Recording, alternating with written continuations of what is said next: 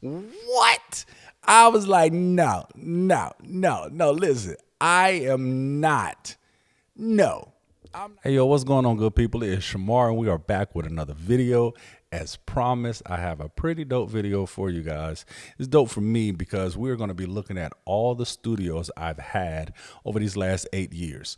So 5 total studios in 8 years. All right. Listen, I got some footage, did a couple of B-roll shots at each one of the studios, and going back to those studios, it was nostalgic. You know, going down memory lane was a little bit crazy. Seeing them places, I remember some of the things that happened during those times, some of the good things, some of the bad things, and I want to share some of those things with you guys. I will say that the studios, going through these various studios, has inspired me to create what I have in my current space.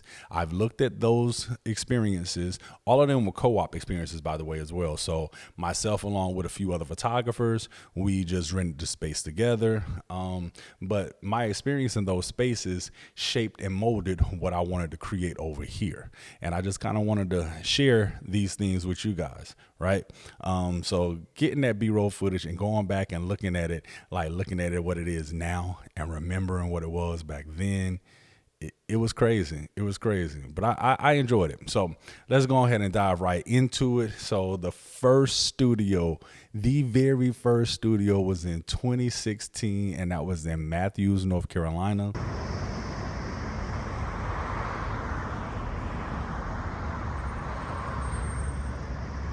So it was the one right there in the middle that says the Playful Prince.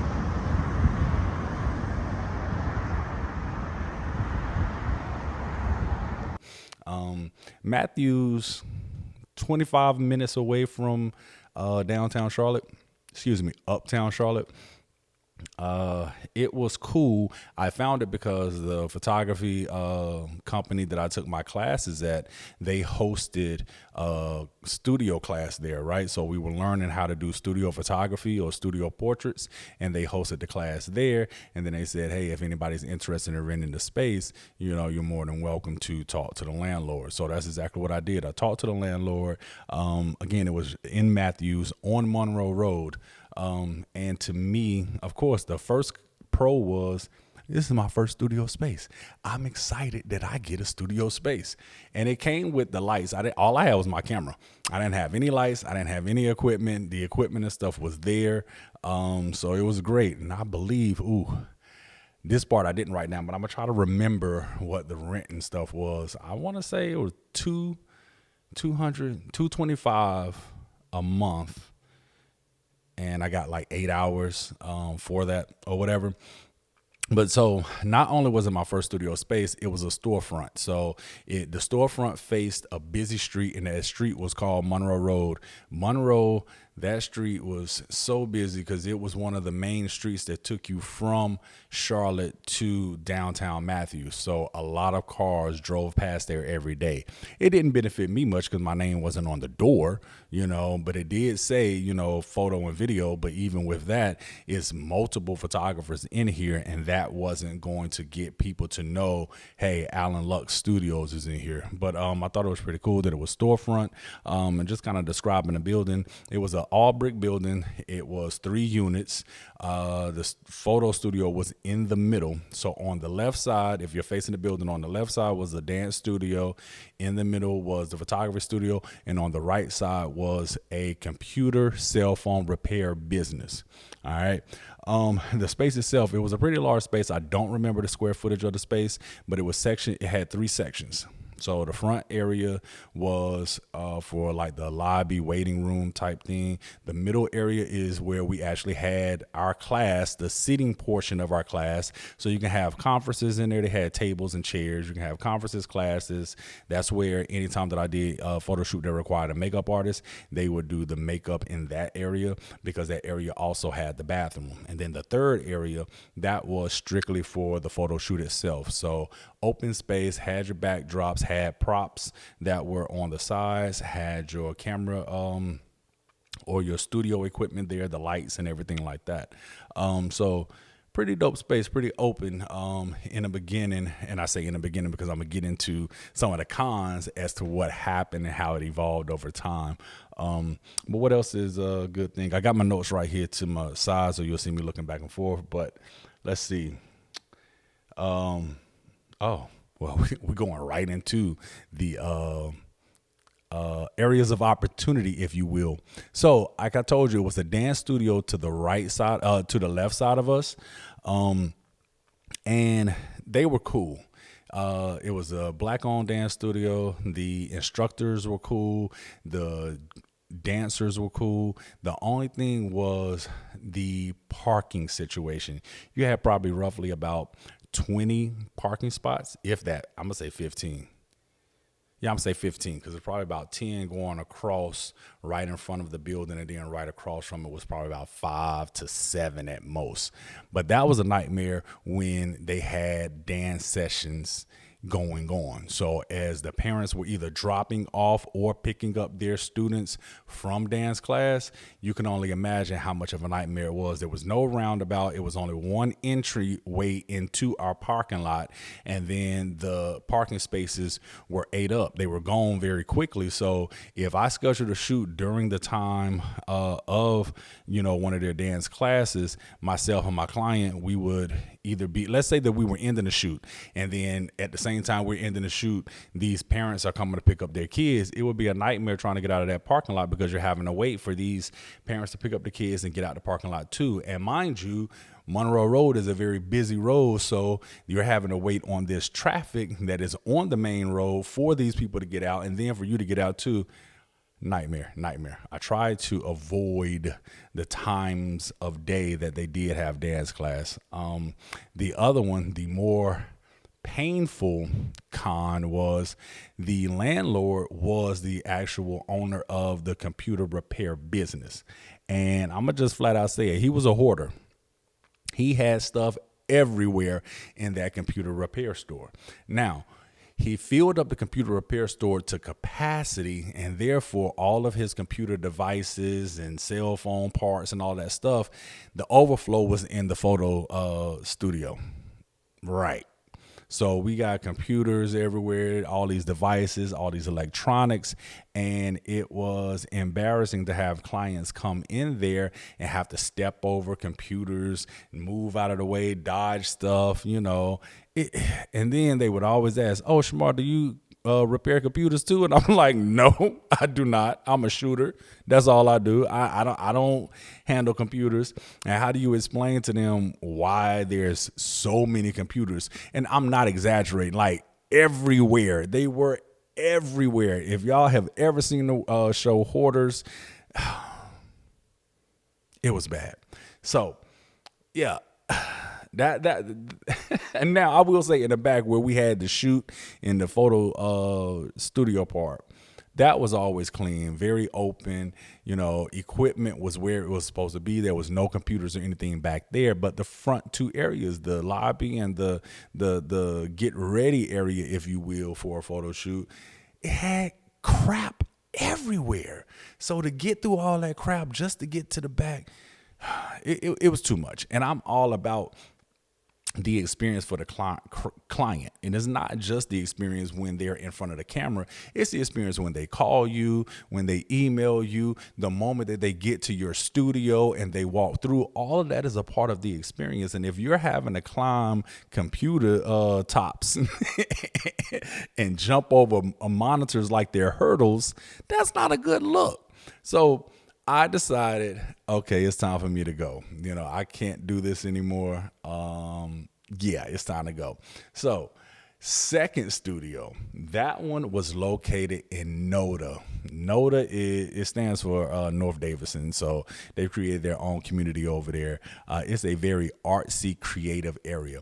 It's only minutes from Uptown Charlotte. You're talking maybe 3 minutes from Uptown Charlotte. You can see the skyline from there, and everybody just loves that area for its vibe. Is very artsy. Like I said, it is the area for creatives.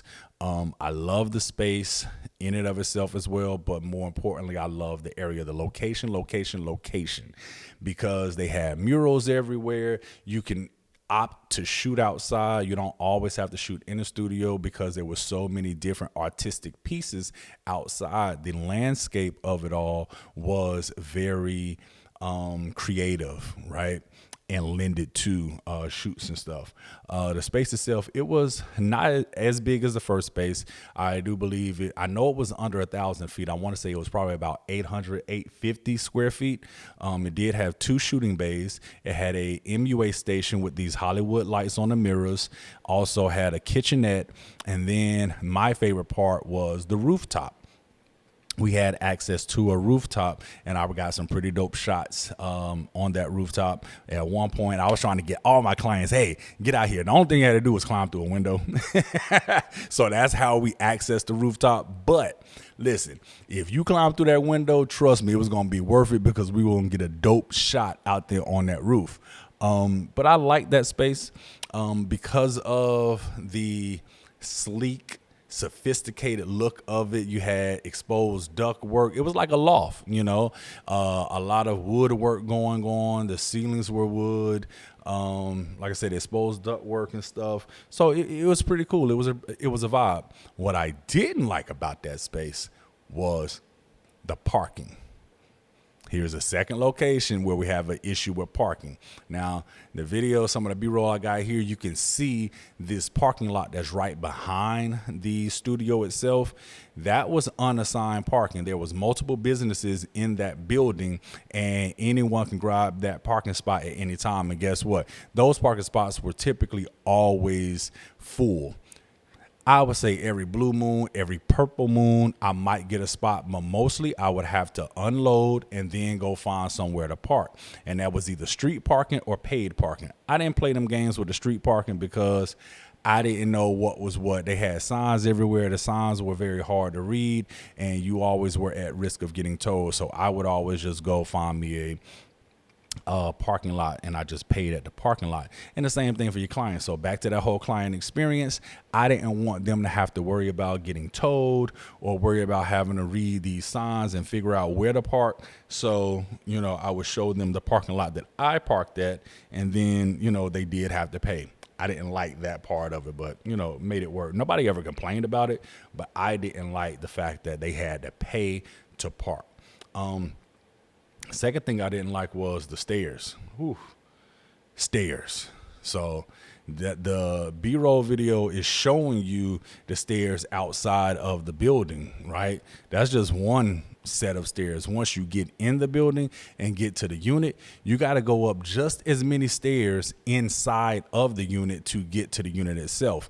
And the reason why it was a major issue for me is because, again, this is a shared space. Multiple photographers use this space. There was no equipment that was included in this space. So I have to bring my equipment each and every single time. So at least 2 studio lights, light stands, the diffusers, soft boxes, all of that stuff, all the equipment that I need, I would have to bring it each and every time. So carried it up all those stairs just to get in the building, get to the unit, carry it up all those stairs inside the unit, sit down for a second, catch my breath, and then actually have to set up the equipment and everything before the shoot, and then break everything down after the shoot, and then head on out. Go back down those stairs, get to the exit, go down those stairs, and now I got to walk all the way to the paid parking lot too.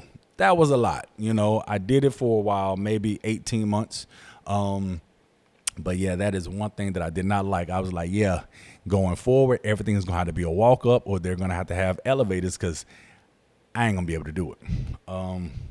The other thing I didn't like was the experience with the landlord. I don't want to tell her business. Y'all don't know her though, but she was going through a divorce. Yeah, and it seemed like it was a pretty nasty divorce, right? And a lot of that energy got taken out on me. Let me explain. So everything was going well for an entire year and some change, no problems. Me as a tenant, I'm going to be great. I'm going to pay you your check on time, before time. That rent check going to be there no later than the first. I like to get it there before the first, but it's going to be there no later than the first, and I clean up after myself. I am not picky person or require a lot either. Whatever we agreed upon was going to be available in the studio for me based on, I didn't tell y'all how much that cost either. That one was, I think, $240. If the first place was $225, I think that one was like $240, right? And I think that was 6 hours a month. But anyway, so whatever we agree upon, if we're saying, hey, you pay me $240, you get 6 hours, you get, this, then that's exactly what I'm expecting. If I don't get that, then yes, I'll say something. But oftentimes I got it because I knew what it was going to be in there. With her, it was no equipment included. So it's not like some days the equipment was there and some days it wasn't. I had to bring my own equipment anyway. So that was never an expectation, right? But anyway, so after a year and some change, I out the blue got this invoice for like $1,200. And I'm like, well, what is this? And she said, oh, that's for your overage. I said, overage? So again, I'm paying monthly for 6 hours. If I went over 6 hours, and I had to pay like $35 an hour. And I'm like, what time frame was this overage? Because there is no way in the world I could have went over my hours by $1,200 last month. She was like, no, that is from the time that you started here. So I've been here for a year and a half. And you're just now telling me this? Just now? And she was like, oh, I was going through a divorce and my mom wasn't in it, this and that. Ma'am, that is not my issue. That is not my concern. How am I to know that these hours are truly mine? How do I know this? And so as she was trying to find the proof, which I never got it, she was trying to find the proof. I decided, you know what? Yeah, it's time to leave, right? My back trying to kill me going up and down these stairs. She going through her divorce and she slapping us with $1,200. And this is how I found out too. I had a shoot. I get to the studio. I punch in my code. The code don't work. Now, this is the second time that I had an issue with the door. The first time I had an issue with the door, she came out and I had like 10, because that was a huge magazine shoot. So I had 10 people with me, and they were waiting, and I couldn't get in the door. So I called her. She rushed over there. She couldn't get the door unlocked either. So now I'm inconvenienced. I have these 10 people, and she was like, oh, I'm going to try to figure it out, this and that. She never was able to figure out how to get the door open. So I had to take them back to my first studio, my old studio, the computer hoarder. I had to pay him for 2 hours of his studio time to get it done. So that inconvenienced me, I didn't get any discount or anything on my rent because of that inconvenience either. She was just like, things happen. And I'm like, well, yeah, ma'am, things happen. However, I had to sit here and come out my pocket. I pay you every single month. I had to come out my pocket and pay someone else because you couldn't get the door open. And I'm just looking to be compensated in return. She didn't agree to that. She didn't do it. Okay, fine. And then the second time, that I was locked out, I call her like, hey, the door's locked again, this and that. Oh, yeah, it's locked on purpose. And I'm like, okay, why is that? Because you owe me money. Well, ma'am, what money are you speaking of, Yeah, check your email. Okay, I'll check my email. So I go to my email, and that's when I saw that $1,200 invoice, and that's when I start asking the stuff. I didn't like how that happened. If it would have been different if I had a heads up and stuff. Here it is, yet another photo shoot. You're inconveniencing me. It's inconveniencing my client. You guys, I didn't explain a client experience. I don't like my clients. They get white glove experience. You're not going to come to me and not be able to get in the studio. What? So, yeah, I'm like, okay, this is the second time you inconvenienced me and my clients. And, the way you went about it. I didn't get no heads up. I didn't get no warning. I didn't get anything. Mind you, this is stuff 18 months now, and now you want to bring this up. So I'm like, you know what? It's time to, leave this studio. Again, I'm still waiting for the proof today. But so, yeah, I did not pay that invoice. I sent her my 30-day notice. In my 30-day notice, I still paid my rent for that next month. I just never used the studio ever again, but I did pay my rent for that next month. So I did everything according to my contract. All right. Third studio, I take it back to Matthews. And the funny thing is, this studio is literally right behind the first studio. So you can see better from here, the distance. This is the first building, that's the second one. So first studio was right here, second studio was back there. So the first studio, I think the address was 11016 Monroe Road, and this studio is 11017 Monroe Road. It is right behind it. So this one is not storefront because it's literally right behind the other building. So the other one was storefront, this one is not. But I like this space because it was a warehouse. This used to be Studio 110, immediately behind the first studio, like immediately behind it. So this address is 11016 or 11016. It's attached to a Greek Mediterranean store. This is now a Minuteman Press, but huge space.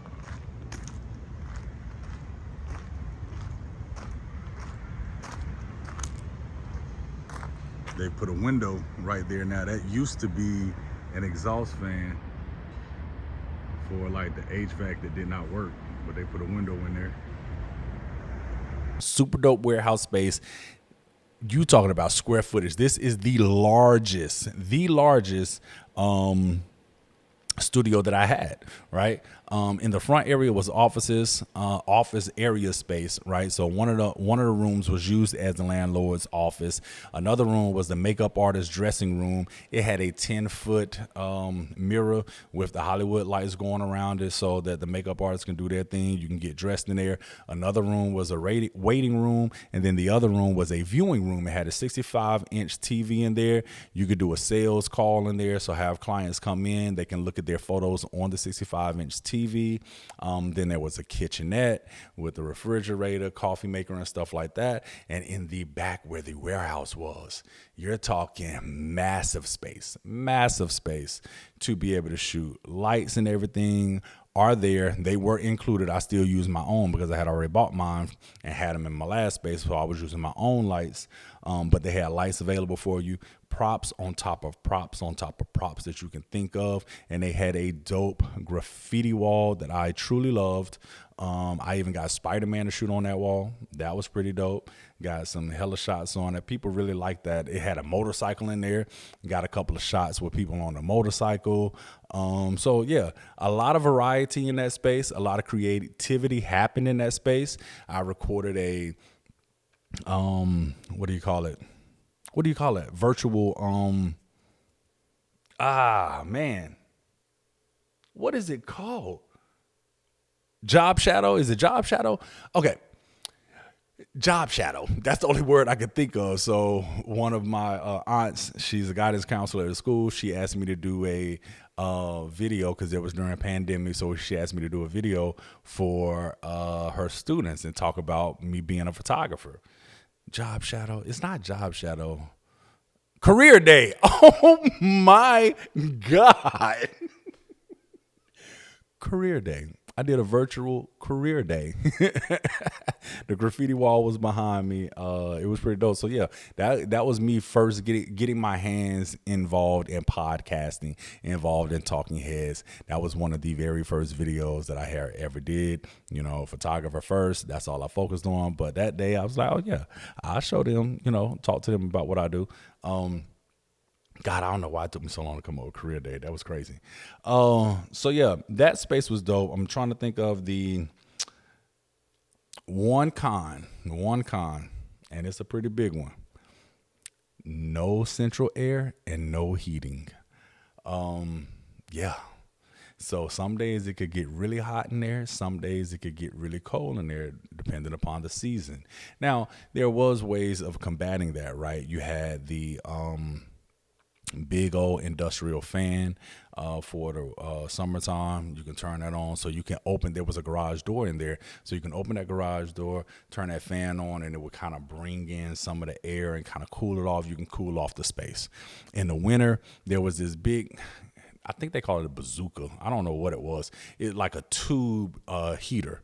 It was very long, and it was not propane, kerosene. It had kerosene, and then when you turn it on, it's like a flamethrower. It's just like you see fire coming out of this thing. I only used it twice because I'm like, I don't want to, burn nothing down. I definitely don't want to burn none of my clients. Remember, client experience. That ain't a good look. Client come in for a photo shoot and I pull a Michael Jackson Pepsi commercial on them. No, we're not doing that, So, but even when I did use it, I remember it only had to stay on for maybe 10 minutes. It warmed up the space. Because mind you, I'm not in here for that long. These photo shoots, 2 hours tops. So it wasn't like we were in there for a very long time. But yeah, I warm it up for 10, 15 minutes or have the heater on for 10, 15 minutes. It will warm the place up and then it was fine.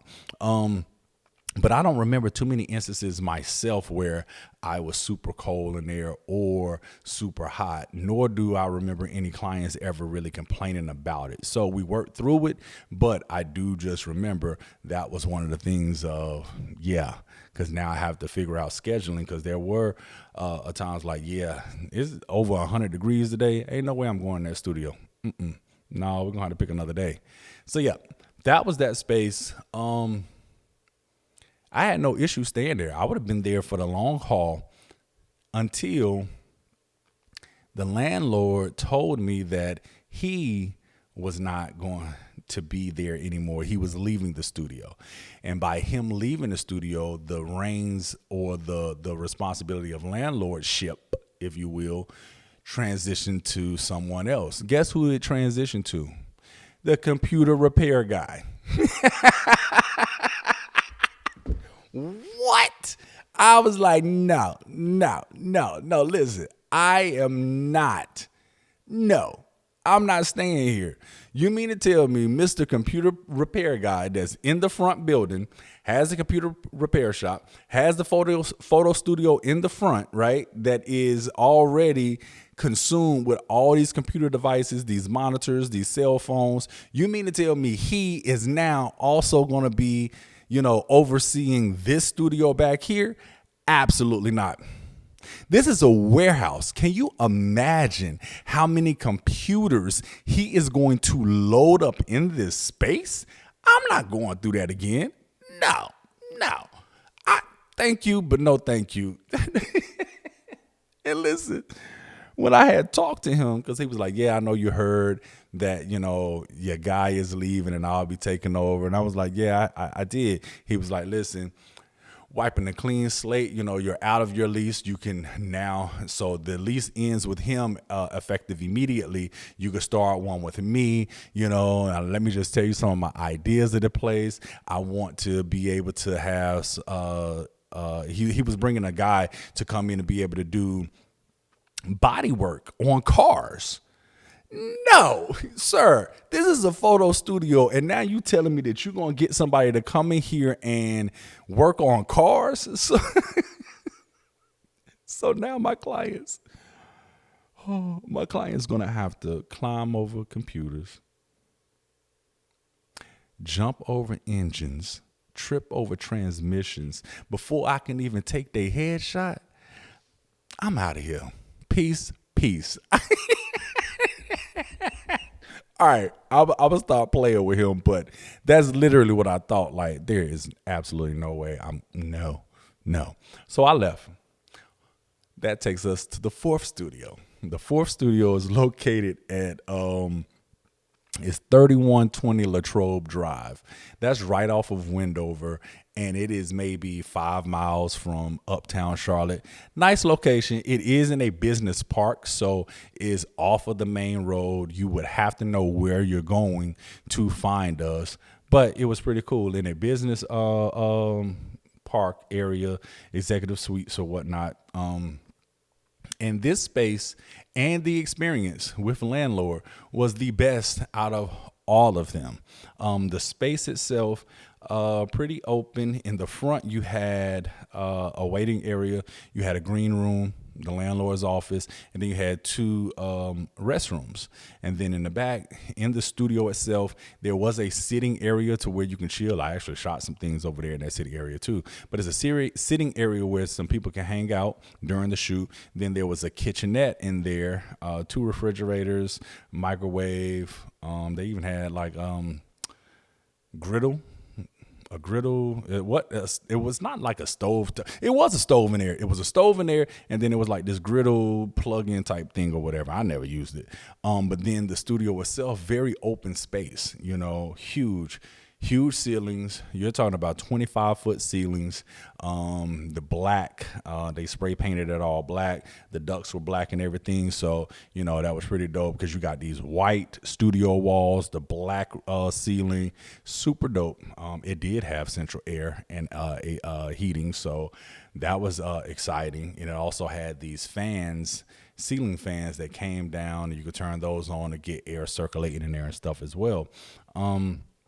My favorite place to shoot, actually, out of all of them, because it was so open. Now, I had to have my own equipment. They rented equipment if you wanted it, but you would have to let them know ahead of the shoot, rent it, and you can rent it at a discounted rate and stuff.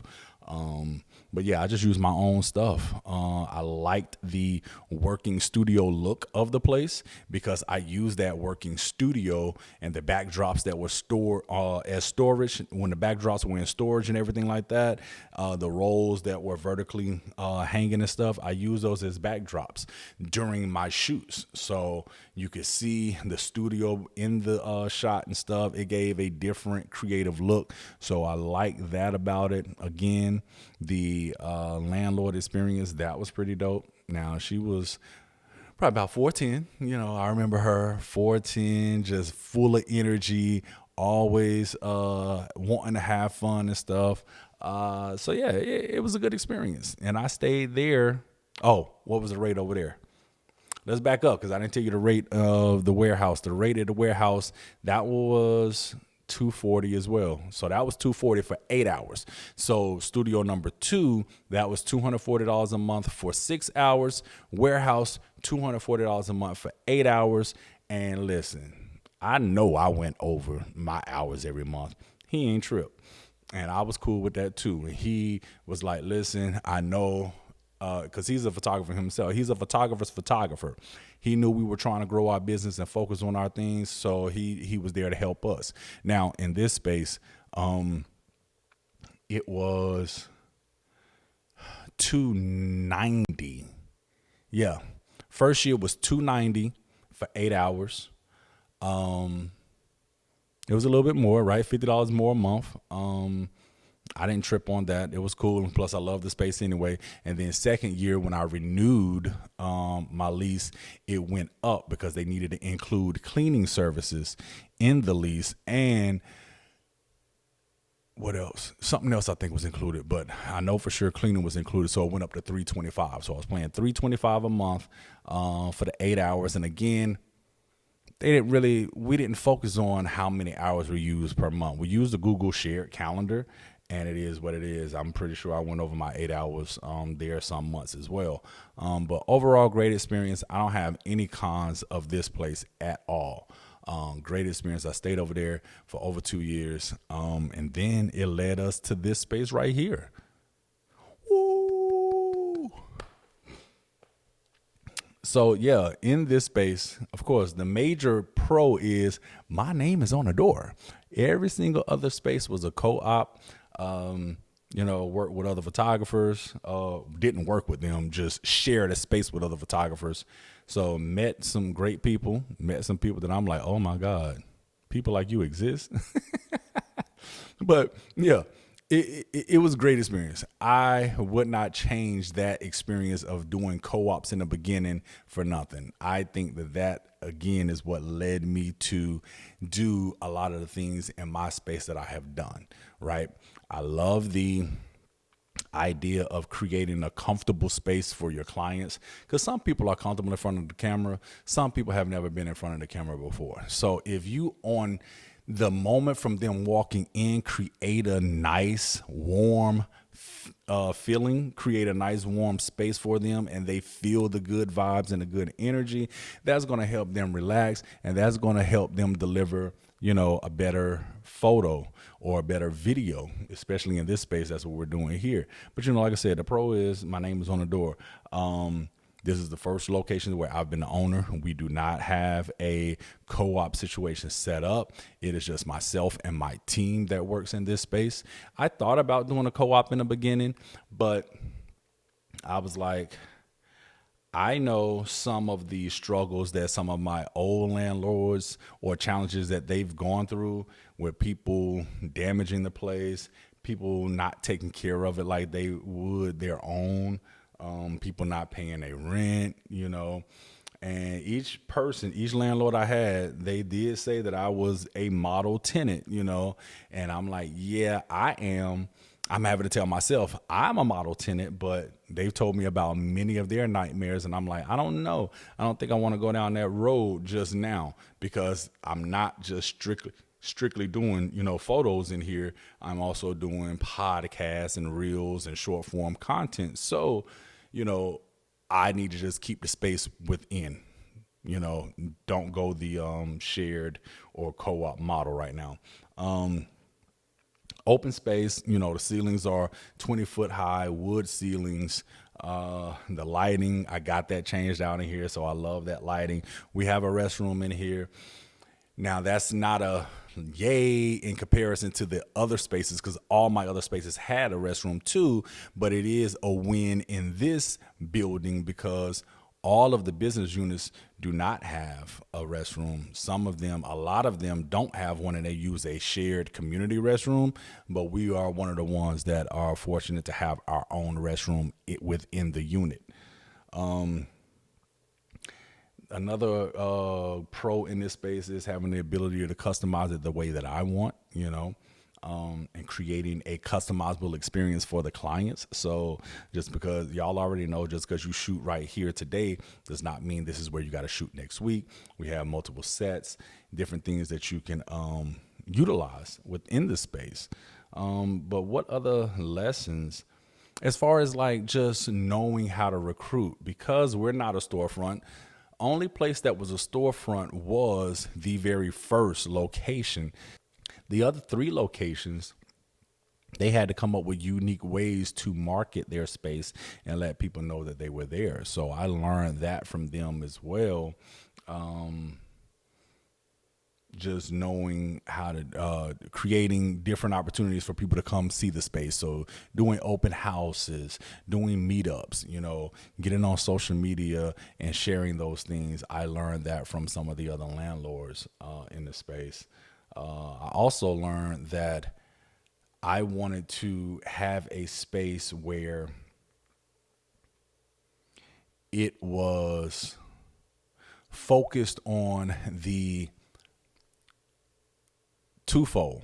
Focus on creating a efficient workspace for the photographer. So having everything that you need right at your fingertips, the storage of equipment has a space in here, right? Everything has a spot, and everything is in a spot at all times. So when it's broken down, you know exactly where to go to find the light stands. You know exactly where to go to find the lights themselves, the different diffusers for the lights. You know where to go to find those, and then also when you're in the middle of shooting, you have a shooter's cart. That shooter's cart has all the little trinkets and tidbits and things that you need, gaffer's tape, clips and things for your camera, the transmitters and stuff like that. Everything is at your fingertip, so it helps you as a photographer work very efficiently. But the second fold of that is making it a unique, easygoing environment for the client, right? Because like I've said, in all of these, I want to be able to create, or I'm always thinking of the client experience, and I want them to have a great experience. Clients come in here and they're always like, wow, look at this space. It is so much for them to take in the moment that they walk in, because you get the various sets and how open it is, but then it immediately starts to get very comfortable, because even the smells, they don't even realize it. The smells that we have in here, we infuse lavender smell scent in the air, in the bathroom. We also infuse scents in there as well. That bathroom is very clean. You can eat off the floor. I don't recommend it, but you can eat off the floor though. That's how clean the restrooms are. The makeup area, the steamers, the lint rollers, the clothing rack, the bottles of water that are available to them. Everything is just to make their experience unique from other studios that they've gone to. And I hear that often. I've never been to a studio like this before. This is awesome.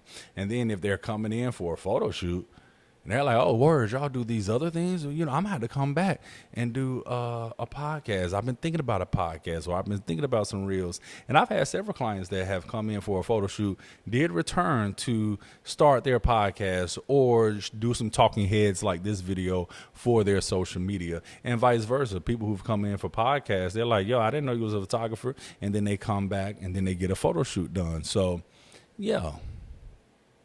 This is probably my longest video, and I've been talking, but again, it was pretty dope going down memory lane.